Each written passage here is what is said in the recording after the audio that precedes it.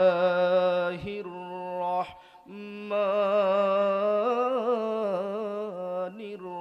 الرحيم ونحكم بما أنزل الله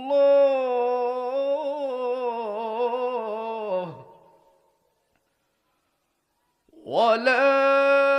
تتبع أهواءهم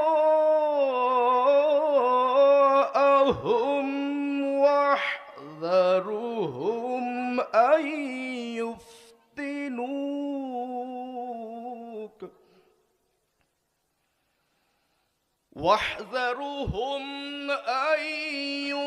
يفتنوك عن بعد ما أنزل الله